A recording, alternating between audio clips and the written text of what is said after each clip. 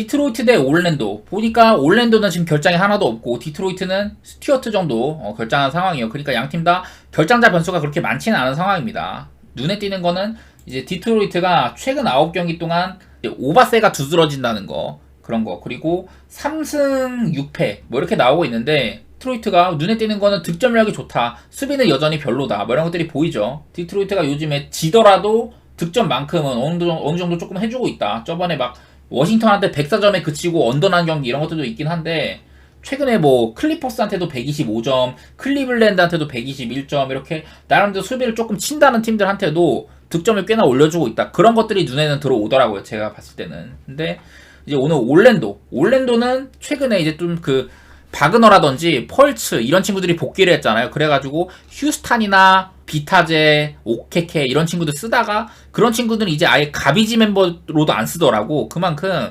올랜도는 그 전에 의문의 이런 좀 선발 기용을 했었는데, 이제 주전들이 대거 복귀하고 난 이후로는 지금 선수들을 잘 쓰고 있다. 특히나 얘네가 이제 클러치 라인업대요. 석스, 바그너, 벤케로, 조나단 아이작, 웬카주 이렇게 초빅 라인업을 쓰거든요. 근데 그게 엄청나게 수비력이 좋아. 그게 눈에 띄더라고. 직전 경기 뭐 미네소타한테도 그렇게 썼었고, 저는 요즘에 올랜도의 수비 포스가 굉장히 좋다고 생각을 해요. 최근 8경기 동안 올랜도가 득점은 109.6점, 뭐 이렇게 좀 그 득점이 별로 안 좋은 상태인데, 일단은 실점이 굉장히 좋죠. 실점이 상대팀한테 뭐 야투 허용률이나 그 저기 뭐 3점슛 허용률 이런 것들이 20등 20등으로 좋지는 않지만은 실점은 7등 수준이었다. 한마디로 상대팀의 템포를 많이 깎아먹는 그런 경기를 하고 있다는 건데, 8경기 기간 동안 올랜도가 상대팀의 야투 시도를 리그에서 가장 많이 제어하고 있거든요. 경기당 80.1회로 제한을 하고 있다. 그만큼 못 던지게 좋은 찬스를 만나게 해주고 있다는 거고, 올랜도의 이런 수비력이 조금 빛나는 상태라서 저는 이 경기는 조금 어렵기는 해요. 일단은 올랜도의 마헨이나 언더 쪽으로 살피고는 있습니다. 저는 양팀의 올 시즌 맞대결이 한 번 있었거든요. 그 경기 때 이제 한창 이제 풀라인업일 때 올랜도가 123대 91로 제압을 했단 말이야, 디트로이트를. 제가 아까 디트로이트가 올 시즌에 패배하더라도 어느 정도 득점을 한다 이런 얘기를 드렸었는데, 95점 미만으로 득점했던 게 아마 한 3번인가 밖에 안 되거든요. 근데 그 중에 한 번이 이 올랜도와의 맞대결이었다. 디트로이트가 제 아무리 조금 템포 빠르고 하는 팀이라지만은 올랜도의 단단함이 조금 더 저는 우선시하겠다. 그 다음에 워싱턴 대 피닉스. 자, 워싱턴 오늘 카이 쿠즈마가 결장할 걸로 예상이 되고, 그리고 빌라이 쿨리발리도 캐치턴업을, 타이어스 존스도 캐치턴업을, 백업 센터 베글리까지 아웃인 상황입니다. 피닉스보다는 워싱턴 쪽이 이런 결장하는 부분들이 조금 많다는 소리인데, 제가 몇 번 워싱턴이 요즘에 약간 언더세가 보인다 이렇게 했었잖아요.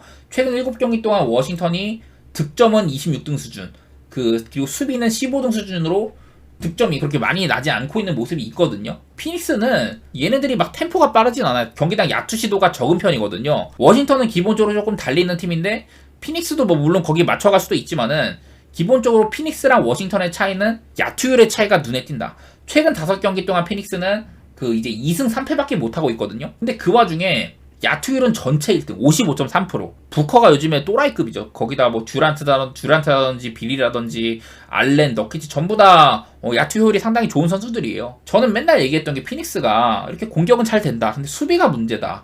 상대팀의 이런 그 빅윙이라든지 빅맨들이 림어택 하는 거를 막기를 상당히 까다로워한다, 이런 얘기들 들었었는데, 워싱턴은 오늘 일단은 쿠즈마가 없고, 그 대신에 나올 키스퍼트나 아브리아 같은 애들은, 얘네들은 좀 그 외곽슛이 좋고, 인사이드는 사실은 쿠즈마만큼 해줄 수는 없는 선수들이거든요. 그리고 그 빌라이 쿨리발리, 이 친구도 상당히 그 워싱턴에서 높게 평가받는 그런 벤치 자원이거든요. 빌라이 쿨리발리라든지 뭐 유진 오모루 이런 친구들이 워싱턴에서 조금 가치 있게 평가받는 그런 벤치 자원들인데, 그 중에 한 명이 쿨리발리도 지금 결장할 수도 있다, 이런 것들도 있고, 저는 일단은 피닉스 쪽을 좀 좋게 볼 것 같은데, 기준점이 너무 커요. 10.5야, 10.5. 저는 그래도 요즘에 뭐 피닉스가 브루클린 잡을 때도 그렇고, 마이애미 잡을 때도 그렇고, 댈러스 잡을 때도 그렇고, 이길 때는 그래도 시원시원하게 마인 해주는 편이거든요.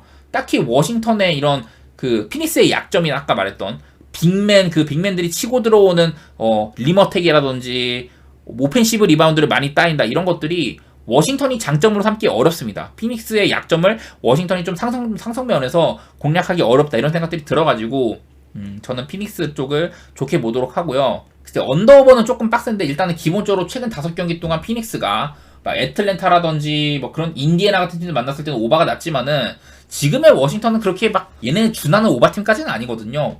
그리고 피닉스도 최근 5경기 동안 평균적으로 한 240.6점 딱 기준점에 준하는 득점력인데, 반면 워싱턴은 224점 정도밖에 안 나고 있다. 이런 것들을 봤을 때는 저는 조금 언더 쪽으로 임하고 싶고, 좀 더 나아가서는 워싱턴을 피닉스가 한 110점 정도? 그 정도로 묶고 좀 마행하는 그림, 그렇게 좀 보도록 할게요. 다음 이제 보스턴 대 멤피스인데, 이게 뭐 보스턴이야. 요즘에 흔들리는 건 맞아요, 보스턴이요. 최근에 클리퍼스한테도 패배하고, 덴버한테도 홈에서 패배하고, 레이커스한테도 홈에서 패배하면서 지금 홈에서 굉장히 못하고 있습니다. 뭐 그 중에 이제 또 인디애나한테도 겨우 이기고 뉴올리언스한테도 패배하다가 신승 거두고 이랬었는데, 워낙에 멤피스가 지금 멤버가 지금 말이 안 됩니다. 말이. 그나마 이제 제가 그 좀 상승세 원동력이라고 했었던 콘차라든지 빈스 윌럼스 둘 다 퀘셔너블이기도 하고, 여기다가 뭐 캐노더 정도 더해진다고 해도 별거 없을 것 같고요. 오늘은 심지어 자책주까지 없다. 한마디로 결장한 선수를 보면 스마트, 모란트, 베인, 자책주,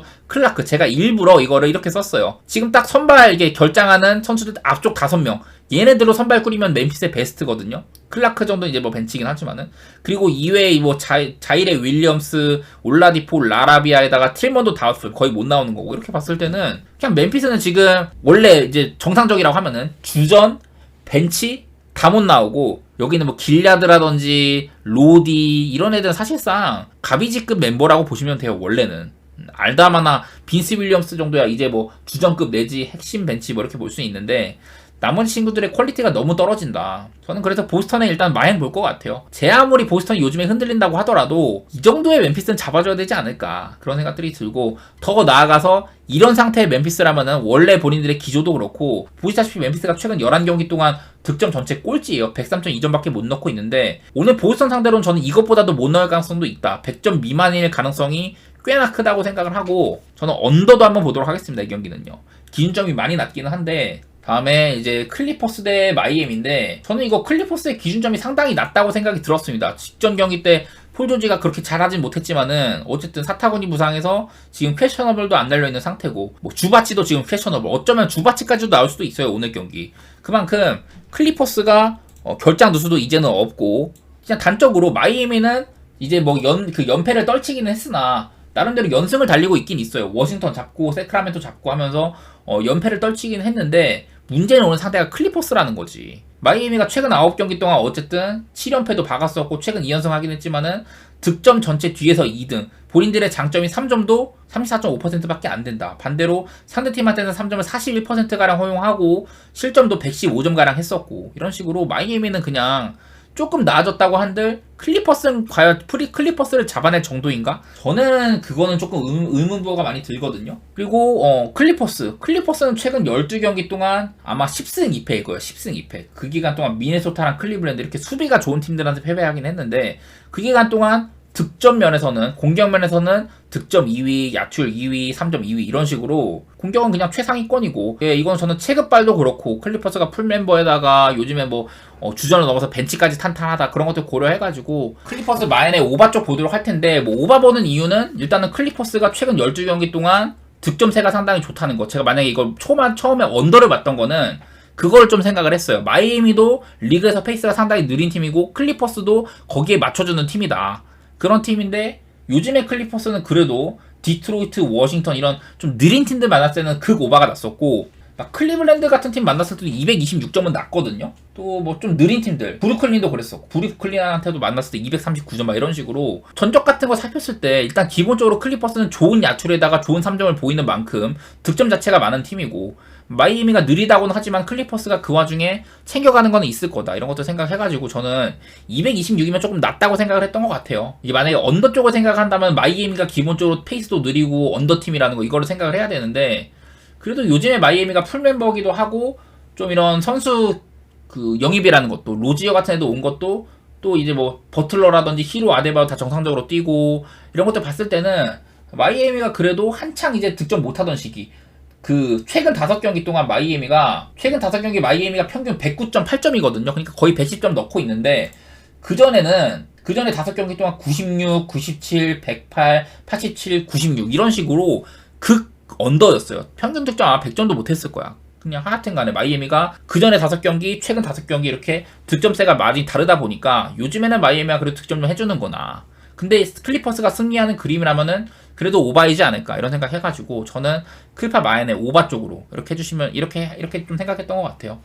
자, 샬럿이 일단은 내일도 부상들이 상당히 많아요. 라멜로가 지금 아웃된 상황, 마크 윌리엄스, 헤이워드 여전히 못 나오는 상태고, 기대할 거는 브리지스나 PJ 워싱턴, 브랜든 밀러 이런 친구들의 득점력밖에 기댈 게 없는 샬럿인데, 샬럿도 어쨌든 최근 6연패를 당하고 있죠. 그 6연패 기간 동안 평균 득점은 106.7점밖에 못 넣었었고, 상대한테는 123.5점 가량을 내줬다. 공격도 안 되고 수비도 안 되고 있는 샬럿이다라는 건데, 직전 경기 때는 한창 잘하고 있던 브랜든 밀러는 좀 회복세가 있었어요. 브랜든 밀러는 28득점, PJ 워싱턴이 5점으로 커리어에 찍다가 조졌었고, 마일스 브리지스도 9점에 그쳤고, 샬럿이 어쨌든 간에 마일스 브리지스든 PJ 워싱턴이든 요즘에 조금 빅맨들이 잘하고 있다고 해도 워낙에 기본 클래스가 높은 선수들은 아니다. 그나마 좀 팀에서 미드맨이었던 라멜로, 마윌, 헤이워드 얘네들은 다 코어급이잖아요. 헤이워드 정도는 팔겠지만은 라멜로나 마윌, 브랜든 밀러 이렇게가 샬럿의 코어인데 그 중에 2명이 못 나온다. 샬럿의 경기력은 그렇게 큰 기대는 안 할 것 같고요. 자, 지금 인디애나가 지금 핵심 선수들 중에 많이 이렇게 좀 퀘션 마크가 많이 있다고 하시는데, 할리버튼 아마도 관리 차원에서 퀘셔너블일 거고 어지간하면 나올 것 같고, 메서린 안 나와도 힐드 쓰면 됩니다. 아니면 네마드라든지 대체 자원이 상당히 많아요. 마일스 터너 안 나오면은 제일런 스미스 쓰면 되는데 지금 스미스도 퀘셔너블이긴 하거든요. 근데 둘 다 아마 제가 알기로는 터너가 안 나오고 스미스가 나왔었나? 그랬던 걸로 기억을 하는데, 인디애나 지금 퀘셔너블 걸려있는 친구들이 안 나와도 대체제가 되는 수준입니다. 이제 빅맨 쪽은 만약에 터너나 스미스 둘 다 못 나온다 하면 아이지아 잭슨 이런 애들 쓰면 되니까.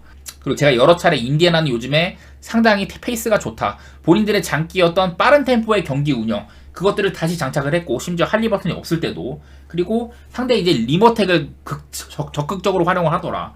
그런 것들을 많이 말씀드렸는데, 그래서 인디애나가 지금 여기 제가 최근 5경기 적어놨는데요. 최근 5경기 동안 2승 3패 좋지는 않아요. 3연패야 3연패.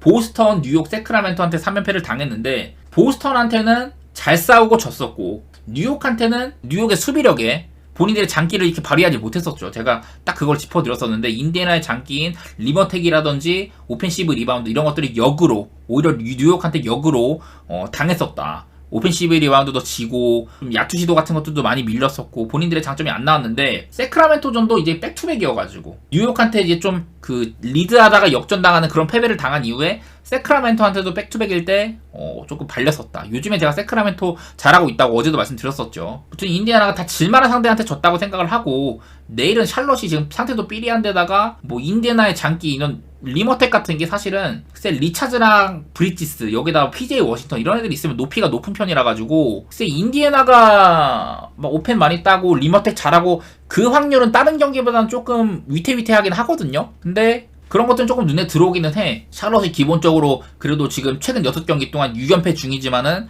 그래도 리바운드, 오펜시브 리바운드 리그에서 5번째로 안 주었던 팀이고, 인디애나의 장점이 약간 살기는 어렵다라는 생각이 들긴 하는데, 저는 양팀의 지금 최근 분위기 차이라든지 선수 결장 상황 이런 것들을 봤을 때는 저는 그래도 인디애나의 마헨에다가 242.5면은 오바 쪽으로 보기는 보겠습니다. 그리고 이제 다음 미네소타 대 휴스턴, 아마 여기 경기부터가 내일 아침부터 베팅하는 경기일 거예요. 그래서 뒤쪽 4경기 이거는 오늘 저는 아마 좀 더 지켜볼 만한 경기이기 때문에, 눈에 들어오는 건 요즘에 미네소타가 너무 못하죠.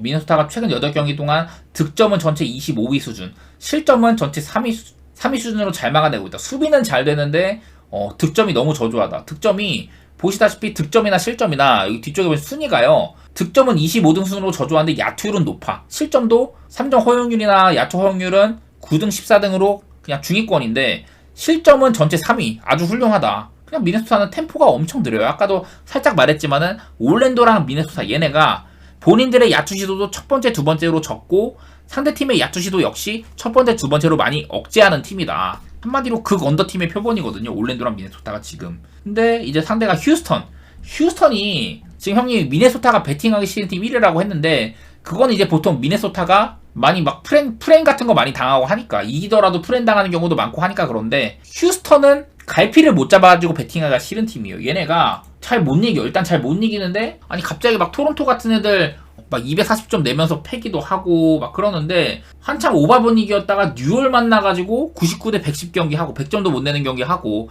휴스턴이 그야말로 널뛰기입니다. 널뛰기. 그래서 일단 저는 이 경기는 별로 배팅하기가 싫은데 굳이 그냥 짧게 얘기하자면은 휴스턴 프렌에다가 언더보고 있거든요.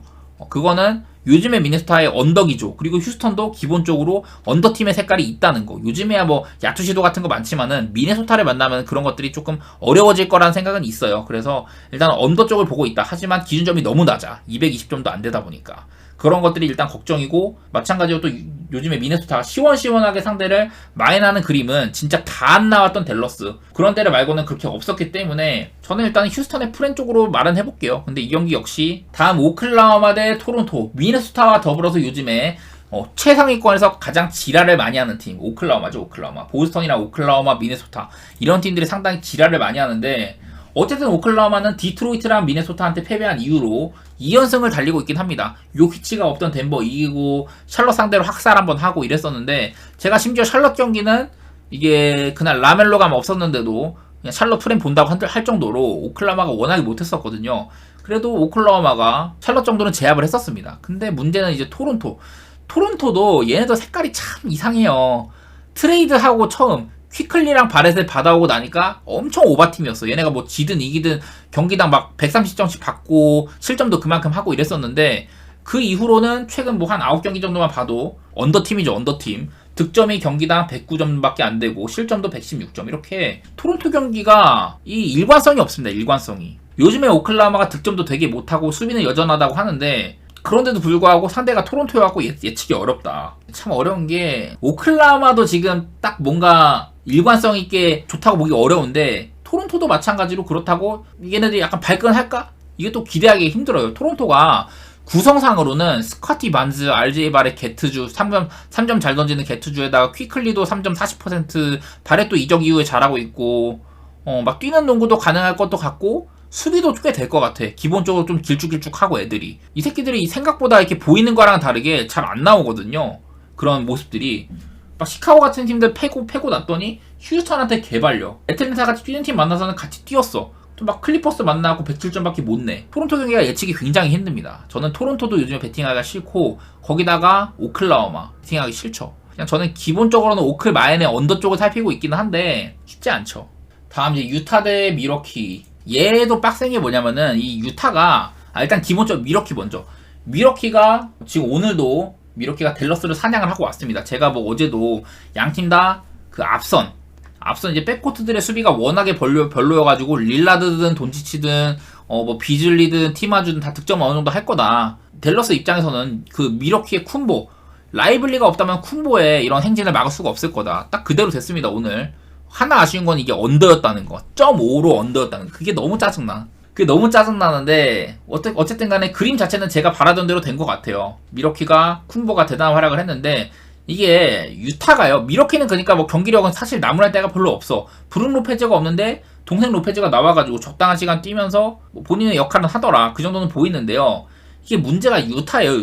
유타가 한창 진짜 잘하던 시기가 있었잖아요. 뭐 홈이든 원정이든 안 가리고 엄청 잘하던 시기가 있었는데 요즘에는 많이 부진하죠. 최근에 유타가 그 8경기 동안 2승 6패거든요. 그 샬럿이랑 워싱턴 같은 약팀 잡고 그 오클라호마, 휴스턴, 뉴올, 그리고 이제 또 스위칭 디펜스로 변모한 브루클린, 뉴욕 이런 팀들한테 지고 엔비드가 없는 필라델피아한테 졌잖아. 그러니까 제가 필라델피아 전까지는 유타가 조금 질만한 팀들한테 졌다. 그리고 패배한 경기들 중에 그 7경기 중에 6경기가 원정이었지 않느냐. 홈 유타는 그래도 조금 나을 거다라고 했는데, 직진 경기 엔비드가 없는 필라델피아한테 맥시한테 50점을 쳐맞으면서 대패를 당했잖아요. 이 유타 경기도 사실은 이 흐름이 지금 예측이 힘듭니다. 일단 기본적으로 홈 유타에다가 미러키가 백투백이야. 어제 미러키 백투백일 때 애들이 엄청 많이 뛰었잖아요. 백투백일 때 미러키가 야니스가 40분, 릴라드가 38분, 미들턴도 38분. 미들턴이 출전 관리를 전혀 안 받은 모습이었고, 그리고 오늘 미러키가 사실은 어제 로빈 로페즈가 선발이었는데 사실 무늬만 선발이었어요. 바비 포르티스가 31분을 뛸 정도로 조금 이제 미러키가 좀 뛰는 농구를 했는데, 어제랑은 다르게 이게 쿤보가 과연 유타 상대로도 그런 득점을 할 수 있을까? 48점씩 때려박을 수 있을까? 왜냐면 유타가 댈러스랑은 조금 다르죠. 댈러스는 그래도 막 뭐 라이블리가 있을 때는 장신 선수가 있는 편이지만은 라이블리가 없으면 홀름스도 지금 못 뛰고 있고 선수단이 대부분 작단 말이야. 클레버는 사실 좀 이렇게 뭐 7풋은 되지만은 7풋 정도의 이제 슈팅 가드 같은 선수지 수비력이 전혀 없는 선수거든요, 클레버는. 근데 내일 유타는 일단은 점프력 좋고 운동력 좋은 콜린스에다가 7풋의 마카렌, 벤치에 또 워커 캐슬러가 대기하고 있죠. 뛰어난 샷블라커. 그리고 여기다 뭐 올리닉도 있고. 유타가 오늘 미러키가 했던 만큼 미러키가 오늘 리머텍을 상당히 많이 했는데 유타는 사실 그건 좀 까다롭거든. 그래서 요즘에 이런 전반적인 좀 팀의 구성을 봤을 때는 유타가 사실은 백투백이 미러키를 상대하기에 그렇게 어려울 건 없을 것 같긴 하다. 이 유타 이 새끼들 지금 필라델피아한테 질 정도로 가늠이 안 되거든요. 그래서 조금 어려운데 이 기본적으로 유타도 앞선 수비가 안 돼, 댈러스처럼. 릴라드나 비즐리가 3점이 탄력받을 가능성이 있다. 그건 있는데 저는 일단 이거 오바를 보도록 할게요. 오바 쪽으로. 유타도 최근 8경기 동안 거의 뭐 250점이 넘는 득점은 4위권인데 상대한테 실점은 30등 수준이다. 그리고 또 보다시피 유타가 득점을 야투 11등 3점 19등 좀 평범한 수준의 야투로 득점을 했는데 득점은 전체 4위다. 한마디로 템포가 굉장히 빠르다는 거거든요. 그리고 미러키도 템포라면 안 지는 팀이죠. 똑같아. 보시면 미러키도 최근 10경기 동안 야투 성공률이나 3점 성공률은 거기서 거긴데 득점 자체는 5등으로 높다. 비슷합니다. 템포가 빠르다는 거죠. 그래서 양팀 다 조금 뛰는 농구를 할 걸로 예상이 되는 가운데 얼마나 이렇게 높은 야투율로 득점을 할 거냐예요. 그런 거를 봤을 때는 뭐 미러키도 브룩 로페즈가 없고 그 자리를 포르티스 같은 애들이 대신한다? 그러면 아무래도 인사이드 수비력은 조금 떨어질 거란 말이야. 그런 거를 봤을 때는 저는 일단 오바 쪽으로 좋게 보도록 하고, 뭐 미러키는 백투백일 때 6승 1패였다. 130점가량 득점해주고, 미러키가 백투백을 7경기를 했는데 그 7경기마다 254점이 터졌대요. 254점. 그리고 내일 상대가 유타, 기본적으로 오바팀 이런 것들 생각하면은 일단 오바 좋아 보이고, 여기다가 미러키의 프렌 같은 거, 이게 나는 미러키가 그래도 지금의 유타한테 프렌 받았으면 프렌 가야 될 것 같아.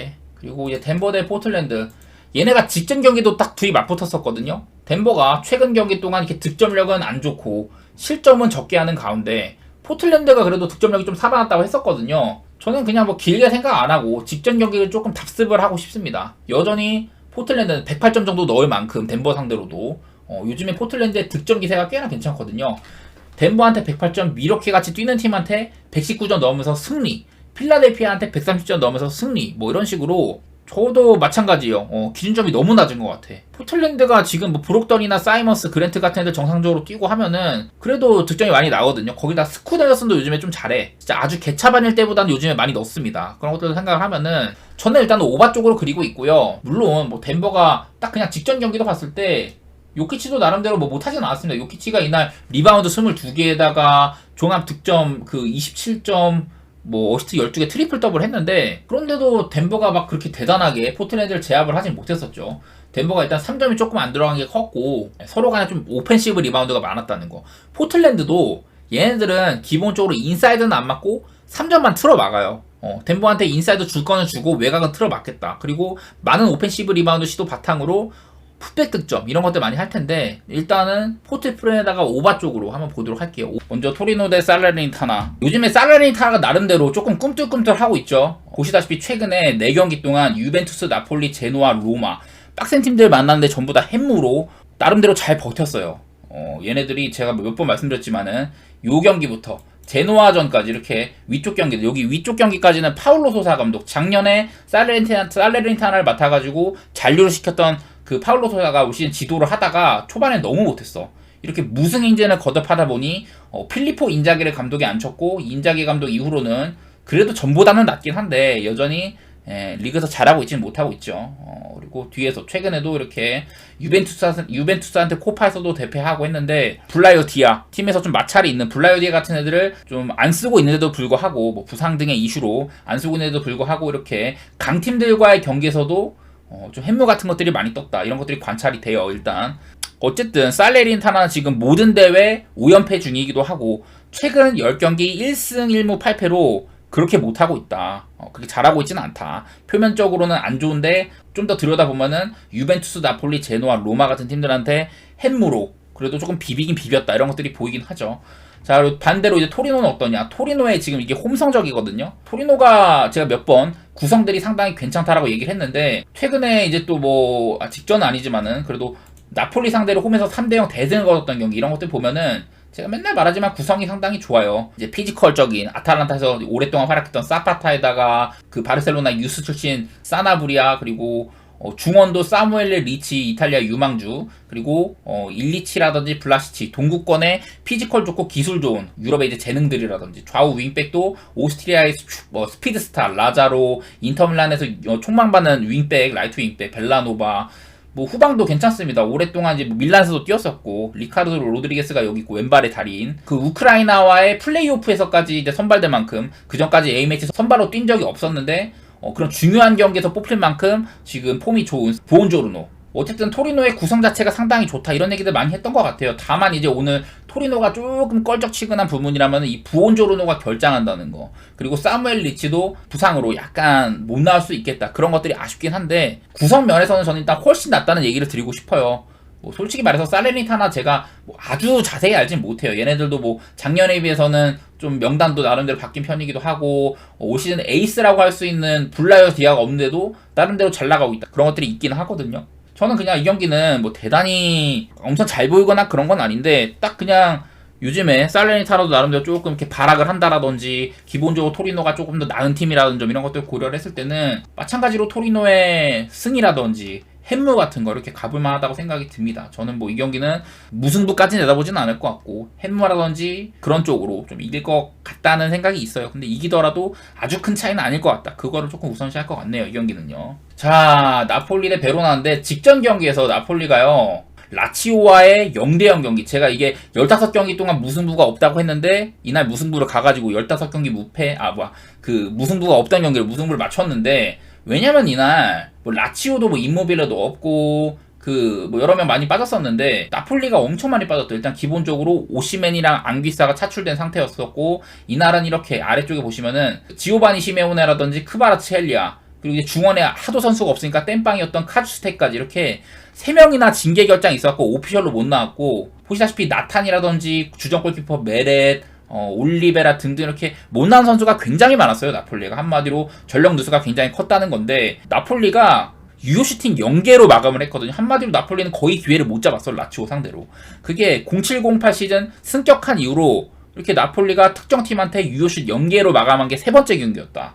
2011년에 밀란, 2012년 유벤투스전 이후 세 번째로 유효 슈팅 없이 경기를 마감한 경기였는데, 그만큼 아무래도 주전급대 선수가 많이 적다 보니까 나폴리가 공격이 안 되더라. 그래도 못해도 크바르첼리아, 시메오네, 카주스테는 돌아올 거고, 여기다가 앙귀사도 이제 대회를 마감해가지고 돌아올 수도 있고요. 주전이 상당수 결장했다가 오늘은 정상적으로 조금 뛰는 날이 될 거다, 나폴리가.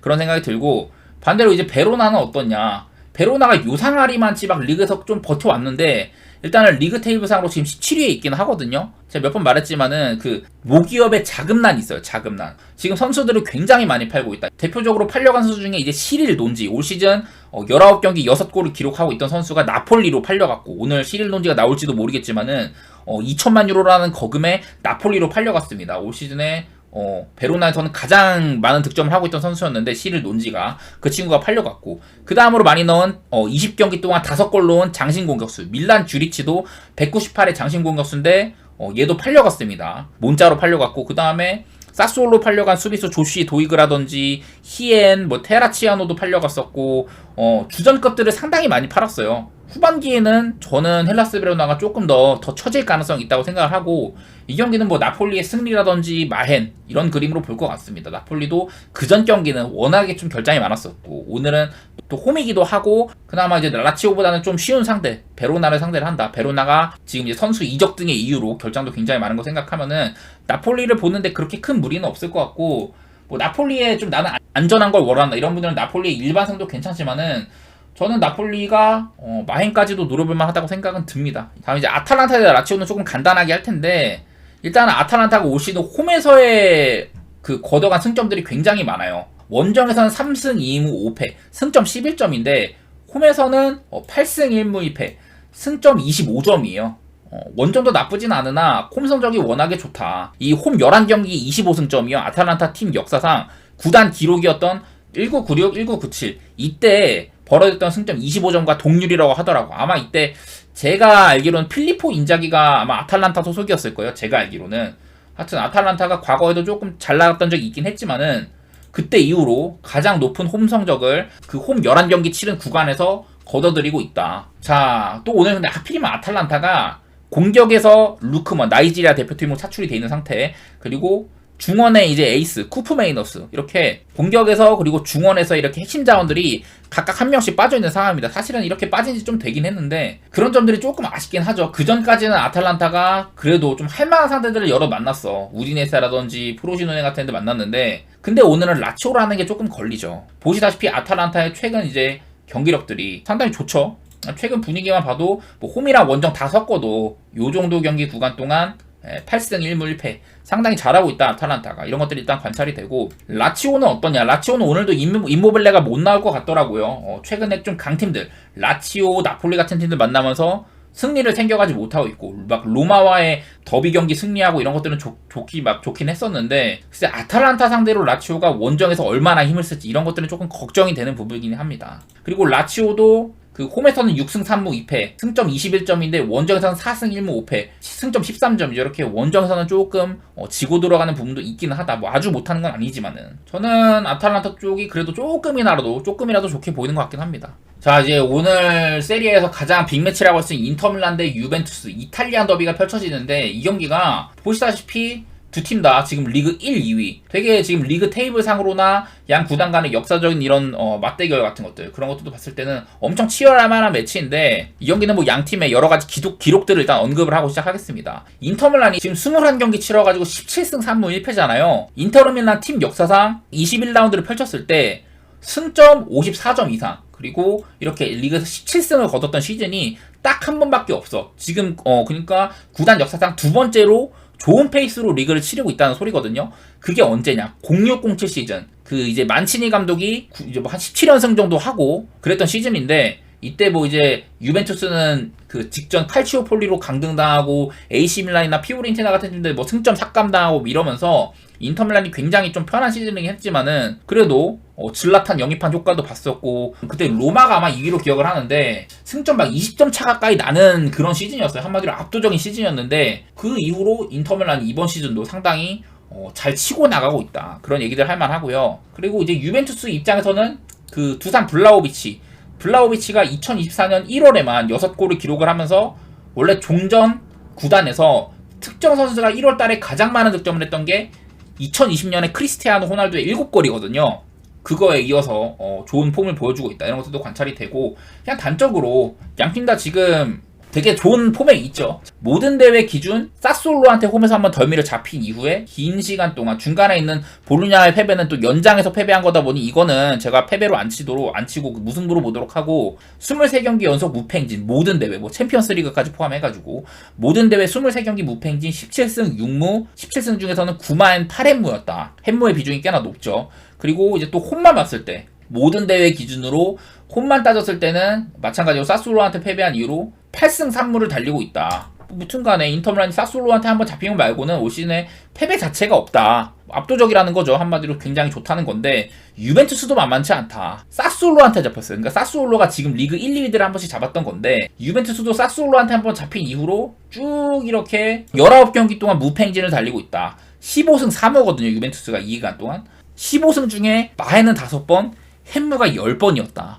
유벤투스가 그렇게 쉽게는 못 이긴다는 건데 근데 최근에 그래도 프로시노네, 사솔로, 레체 같은 팀 상대로 3경기 연속으로 마헨을 했던 적이 있기는 하다. 그런 것들도 보이고 다만 오늘 유벤투스가 이제 산시로 그 주세페 메아짜 원정이거든요. 유벤투스의 올 시즌 원정 성적 마찬가지로 사스올로 원정에서 패배한 이후로 8경기 연속으로 6승 2무 이 가운데 6승 중에서는 5번이 햄무였었다. 그러니까 여러가지 기록을 봤을 때는 양팀 다 잘 지지 않는 팀이고 무패행진 이어가고 있고 오늘 만약에 이게 승패가 결정이 난다면 리그 레이스에서 상당히 치명적일 텐데 일단 뭐 무승부라든지 이런 것들 좋게 보기는 하거든요. 그래도 혹시라도 어느 한쪽이 앞서 나간다면은 홈팀인데다가 마찬가지로 유벤투스한테 뭐 밀릴 것도 없고 맞대결 상으로도 올 시즌에 유벤투스 그 인터밀란이 원정 가가지고 1대1로 비기기도 했었고 나쁠 게 없거든요. 인터밀란 사실은 저는 그래도 인터밀란 쪽을 조금이라도 좋게 볼 것 같기는 해요. 무승부를 기반으로 유벤투스의 프렌이냐 인터밀란의 햄무냐 이런 거를 따졌을 때는 인터밀란의 햄무 쪽이 조금 더 낫지 않을까. 그래서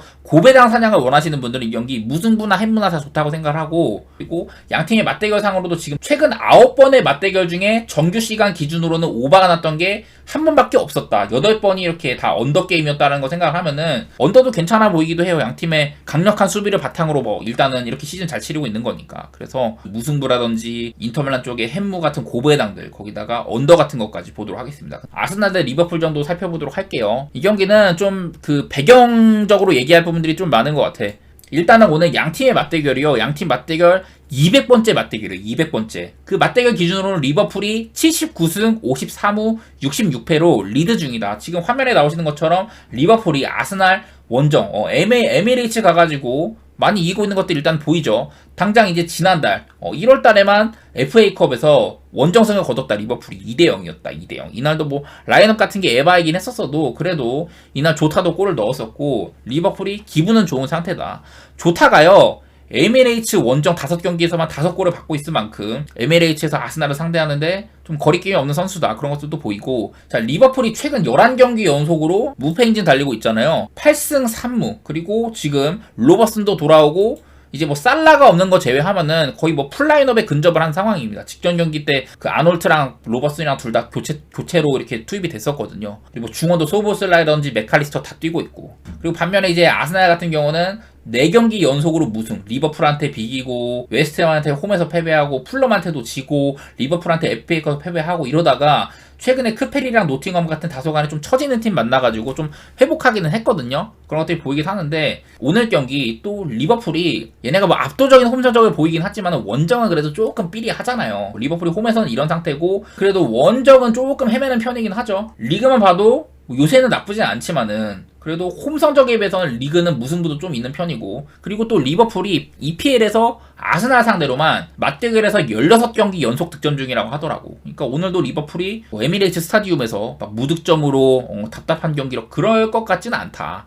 그리고 특히 리버풀이 이제 오랫동안 EPL에서 강등당하지 않고 살아남으면서 여러 팀들을 많이 만났을 거 아니에요. 그 중에서 아스날한테만 108득점. 리버풀이 EPL 팀들 가운데 특정팀한테, 그러니까 리버풀이 그 EPL 시대가 된 지 한 92년인가? 아마 그때쯤으로 이제 EPL로 전환이 되면서 EPL 시대 이후에 특정팀한테 100골 이상을 박은 게 아스날이 유일합니다. 그만큼 리버풀은 아스날 상대로 여태 많은 득점도 해왔었고, 뭐 승리한 것도 많고 뭐 그런 걸 얘기를 하고 싶고요. 아스날이 그래도 지금 EPL 기준으로 여기서부터 쭉 이렇거든요. 올 시즌에 홈에서 참 잘하는 팀들이 많아요. 일단은 홈에서 지금 26승점이거든요. 리버풀이 홈에서 29승점, 빌라가 28승점, 이렇게 홈에서 얻은 승점 순위가 아스날이 3번째다. 그래서 오늘 홈스날도 꽤나 뭐 탄탄한 건 있긴 있겠다. 그런 것들이 보이긴 합니다. 이 경기도 어렵긴 하거든요. 이게 나는 리버풀이 프렘 받았으면은 리버풀 가는 게 맞다고 생각해. 뭐 리그에서 페이스라든지 여러 가지로 리버풀을 까내릴 이유가 없는 것 같고, 전반적인 선수풀 자체가 리버풀이 조금 더 낫고, 제가 저번에도 한번 살라 없는 리버풀이 살라가 있을 때보다도 오히려 승률이 좋다고 했었었죠. 제가 아마 이때쯤에 말씀드리기로 지금 제가 그 이후로 5경기를 해갖고 리버풀이 4승 1무인데 그 이후로 이렇게 쭉 여기 다 살라가 없는 경기였잖아요. 살라가 이 이후로 쭉 없었는데 살라가 없는 경기에서 리버풀이 28승 5무 3패, 오히려 승률이 더 오르겠죠. 뭐 그 정도로 살라가 없어도 리버풀은 잘 돌아간다. 그런 것들까지 생각을 하면은 저는 리버풀이 프렘 받았으면 프렘에 가야 되겠다. 그런 생각 한번 해보도록 하겠습니다. 레알 베티스 대 헤타페는 뭐 대단히 말할 부분이 많지는 않아요. 자, 헤타페가 좀 잘하고 있었어요. 제가 한창 뭐 헤타페가 보르하 마요랄이나 메이슨 그린우드의 효과가 상당히 좋다 막 이렇게 하면서 헤타페를 긍정적으로 많이 봤었는데 분위기가 썩 좋지 않다. 뭐 코파델레도 섞여있긴 하지만은 최근 6경기 동안 2승 4패입니다. 2승 4패. 헤타페는요, 올 시즌에 홈이랑 원정 성적이 상당히 대비되는 팀인데 오늘은 헤타페가 원정이거든요. 그거 한번 보여드릴게요. 헤타페가 올 시즌 홈에서는 이래. 여기서부터거든요. 헤타페가 올 시즌에는 무패 행진 구간도 있었었고 최근에도 나쁘진 않았다. 홈에서는 6승 3무 2패로 승점 21점인데 원정에서는 어땠냐? 원정에서는 1승 5무 5패로 승점 8점에 그치고 있는 게 헤타페거든요. 근데 이제 오늘 상대인 베티스는 어떻냐? 베티스도 사실 이렇게 딱 봤을 때 뭐 유로파도 섞여있긴 하지만 분위기 자체가 좋은 편은 아니에요. 그전에는 좋았었어. 올 시즌 초반부터 이렇게 잘 치고 나가던 시기가 있었는데 어느 순간부터 조금 헤매기 시작하더니 요즘에는 조금 분위기가 좋지는 않습니다. 베티스도요. 베티스가 최근에 부상이 너무 많아요. 베티스가. 여기 매치스. 요게 이제 출전한 경기 숫자거든요. 보시다시피 어느 정도 다 출전한 숫자가 꽤 되는 선수들이 많이 결장을 하고 있다. 주전급들의 부상도 많고, 베티스가 올 시즌에 이렇게 무패 행진 중이었거든요. 홈에서 무패 행진 중이었는데 9경기 연속으로 5승 3무로 잘하고 있다가 바르셀로나한테 직전 경기 그 90분 넘어가지고 2골 쳐맞은 경기 이런 것들 맞으면서 홈에서의 무패행진도 일단 중단이 된 상황입니다. 이런 것들이 아무래도 아까 봤던 그 베티스의 최근 기세 같은 게 많이 좀 다운된 것도 그렇고 전반적으로 베티스는 분위기가 조금 처져 있는 상황이다. 좀 이런 많은 주전들의 이탈 이런 것들을 좀 꼽을 수가 있는데 오늘도 일단은 좀 본인들이 자랑하는 홈 경기긴 하지만은 홈에서의 무승부도 상당히 많았고 올 시즌에 베티스가요 리그에서만 무승부가 10번이나 있거든요. 10번. 헤타페도 무승부 8번이고 저는 그냥 양팀 다 헤타페도 원정에서 못해 베티스도 홈에서 잘하다가 최근에 처져 부상도 많아 그런 것들 고려했을 때는 그냥 무승부 찍고 말 것 같은 경기인 것 같아요. 이 경기는요. 레알 대 꼬마. 자, 단적으로 레알 마드리드는 지금 챔피언스 리그 등등등 다 포함해가지고 코파 라리가 포함해가지고 중간에 또 꼬마한테 그 원정하고 연장전 갖고 패한 거 있긴 한데 이것도 역시 무승부로 치고 최근 25경기 무패행진 중이다. 20승 5무예요. 20승 5무. 라리가 봐도 이 시간 이후로 13승 3무 16경기 무패행진 6연승 중입니다. 6연승 중. 이렇게 레알 마드리드가 잘하고 있고 더구나 오늘 홈이잖아요. 홈. 작년부터 해가지고 올 시즌에만 9승 1무 작년부터 해가지고 15경기 연속 무패행진 13승 2무 중이다. 한마디로 레알의 홈에서는 난공불락이라는 소리죠. 반대로 꼬마는 어땠냐? 꼬마가 최근에 그래도 잘하고 있기는 해요. 모든 대회에서 여기서부터 지로나한테 패배한 이후로 7경기 연속 무패행진 중이다. 레알과 이런 슈퍼컵 같은 거 연장 갔으니까 무승부로 치고 5승 2무 4연승 중에 있는데 라리가 홈에서는 레알보다도 오히려 홈에서는 더 많은 승점을 얻어갔는데 17연승 포함해가지고 지난 시즌부터 23경기 연속 무패행진 중이었다. 21승 2무 엄청 잘하는데 하지만 이제 원정이잖아요. 오늘은 어디까지나 꼬마가 이제 홈 밖으로 원정을 가면은 이렇습니다. 4연패 구간도 있고 올 시즌에만 이렇게 쭉 보면은 평범하죠. 본인들의 지금 위치랑은 맞지 않는 그런 수준이거든요. 4승 1무 5패 좋지 않아 한마디로. 그리고 오늘 또 이제 레알의 홈이지 않습니까? 레알 마드리드가 역대 양팀의 맞대결을 쭉 봤을 때 왼쪽에 있는 게 홈팀, 오른쪽에 있는 게 이제 원정팀이잖아요. 중간중간에 그리고 뭐 슈퍼컵이라든지 이런 것들은 제외를 하고 레알이 마지막으로 꼬마한테 홈에서 패했던 게 15-16 시즌이다. 15-16 시즌. 그 이후로 8년 동안 레알이 그 꼬마 상대로는 홈에서 4승 5무였습니다. 4승 5무. 꼬마가 생각보다 무승부를 잘 낀 게 눈에 띄죠. 더구나 꼬마는 최근 레알 마드리드 원정 가가지고 3경기 연속 무승부 연장전을 2번이나 갈 만큼 무승부가 3번이나 있었다. 하지만 그전에는 레알 마드리드 원정에서 패 3연패도 있었고 그래서 저는 이거는 오늘 양팀의 이런 압도적인 그 뭐 홈 성적이라든지 꼬마는 좀 이렇게 좋지 않았다는 거 원정에서 안 좋았다는 거 맞대결상으로 레알이 꼬마한테 홈에서는 패배한 지 오래됐다 이런 것들 고려를 했을 때 꼬마의 일반승 보는 거는 저는 좀 빡세다고 생각을 해요. 꼬마의 역배 같은 거를 그렇게 대단히 보고 싶진 않다. 꼬마가 막 홈에서는 잘하고 있는데 근데 원정에서는 대단한 것도 아니고 반대로 레알이 너무나도 탄탄하다 보니까 저는 일단은 레알의 일반승도 좋고 뭐 햄무 같은 것도 보고는 있는데 제 개인적인 추천은요 안정적인 선택을 원하시는 분들은 레알 승리 조금 도전적으로 임하고 싶으신 분들은 뭐 햄무 같은 거 가셔도 좋고